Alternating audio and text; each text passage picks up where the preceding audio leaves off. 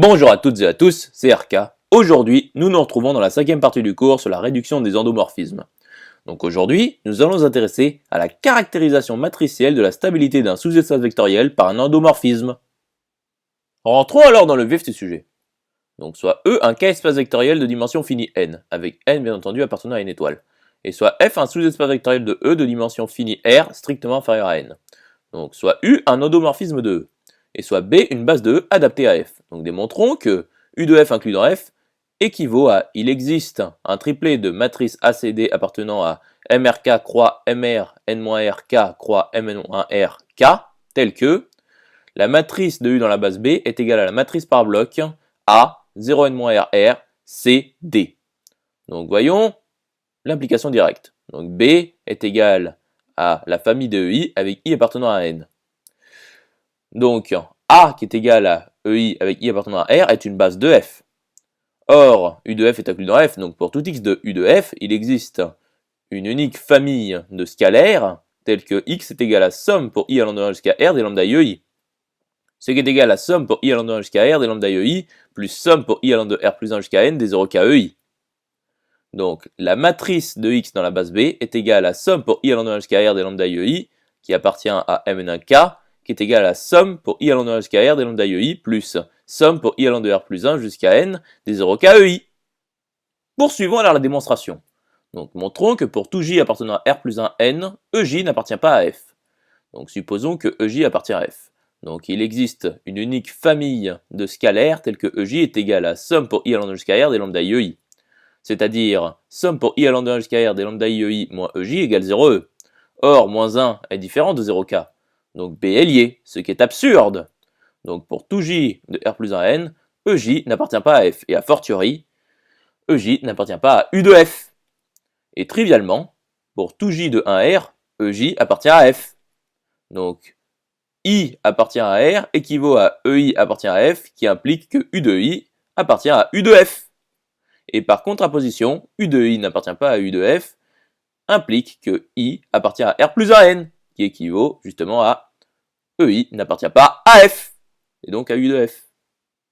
Poursuivons la démonstration. Donc par conséquent, pour tout I de 1R, la matrice de U de I dans la base B est égale à somme pour I allant de 1 jusqu'à R des lambda I EI, qui est égale à la somme pour I allant de 1 jusqu'à R des lambda EI, plus somme pour I allant de R plus 1 jusqu'à N des 0K EI. Donc la matrice de U dans la base B est bien égale à la matrice par bloc A 0n-R R C D, avec bien entendu C et D quelconque. Intéressons-nous à présent à l'implication réciproque. Donc la matrice de U dans la base B est égale à la matrice par bloc A 0n-R R C D.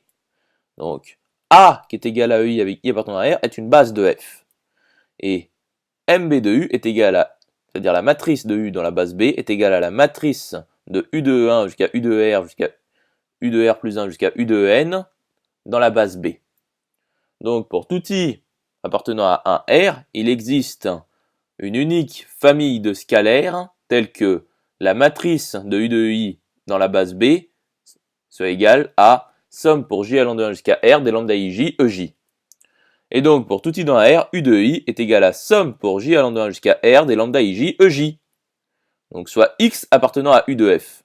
Donc X est égal à U de la somme pour I allant de 1 jusqu'à R des lambda I EI, ce qui est égal à somme pour I allant de 1 jusqu'à R des lambda I U de EI, ce qui est égal à somme pour I allant de 1 jusqu'à R des lambda I fois somme pour J allant de 1 jusqu'à R des lambda IJ EJ, ce qui est égal à somme pour I allant de 1 jusqu'à R de la somme pour J allant de 1 jusqu'à R des lambda I lambda IJ EJ, ce qui est égal à somme pour J allant de 1 jusqu'à R de la somme pour I allant de 1 jusqu'à R des lambda I lambda IJ EJ, ce qui est égal à somme pour J allant de 1 jusqu'à R de la somme pour I allant de 1 jusqu'à R de lambda I lambda IJ, le tout en facteur de EJ.